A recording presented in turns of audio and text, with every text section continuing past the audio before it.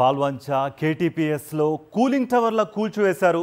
ABC స్టేషన్లలో టవర్లను నేలమట్టం చేశారు.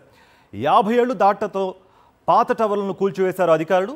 680 మెగావాట్ల విద్యుత్ ఉత్పత్తి చేశాయి ఈ టవర్స్.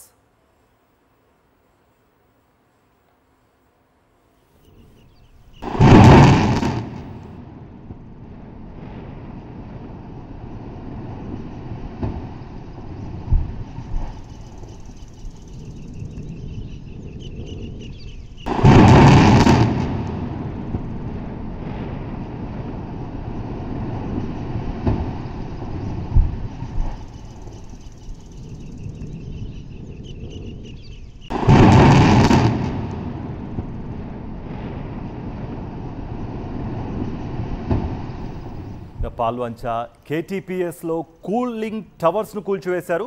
ఏబీసీ స్టేషన్లలో టవర్లను నేలమట్టం చేశారు. 50 ఏళ్లు దాటడంతో పాత టవర్లు కూల్చివేశారు.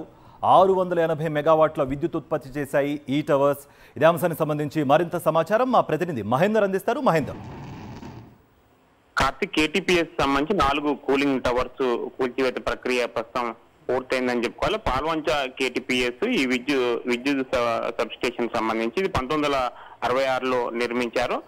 జపాన్ టెక్నాలజీతో మొదట ఈ 400 మెగావాట్ల సంబంధించి 4 యూనిట్లను నిర్మించడం జరిగింది. 1977లో కూడా ఈ 2 యూనిట్స్, సి స్టేషన్ లో 2 యూనిట్స్ కలిపి మొత్తం 400 మెగావాట్ల సామర్థ్యం కలిగిన ఇందులో విద్యుత్ ఉత్పత్తి అనేది ప్రస్తుతం జరుగుతుంది. మొత్తం 800 మెగావాట్ల విద్యుత్ ఉత్పత్తి సామర్థ్యంతో కూడా ఈ ప్రక్రియ అనేది కొనసాగుతుంది. అయితే 2022లో కేంద్ర కాలుష్య నియంత్రణ మండలి దీన్ని మూసివేత సంబంధించి వేయడం జరిగింది. ఆ తర్వాత దీన్ని కూల్చివేయాలన్నట్టు కూడా అక్కడ అధికారులు కూడా నిర్ణయించడం జరిగింది. ఓవాన్లోని మొత్తం 4 విద్యుత్ స్టేషన్లకు సంబంధించి తొలగింపుకు జెన్కో శ్రీకారం చుట్టడంతో కూడా ముంబైకి చెందిన హెచ్ఆర్ కమర్షియల్ లిమిటెడ్ కు ఈ పనులు అనేది పూర్తిగా అప్పగించారు. ప్రస్తుతం 8 కూలింగ్ టవర్స్, 4 చిమ్నీలు, ఇన్ఫ్లోజర్ బ్లాస్టింగ్ సంబంధించి అంటే అధునాతన పద్ధతిలో దీన్ని కూల్చివేత ప్రక్రియ అనేది పూర్తి చేశారు. భారీ సెక్యూరిటీ కూడా అక్కడ ఏర్పాటు చేయడం జరిగింది. ఎక్కడ ఎటువంటి ఇబ్బందులు రాకుండా మాత్రం కూల్చివేత ప్రక్రియ ప్రశాంతంగా మూసింది. కార్తిక్, రైట్ మహేందర్.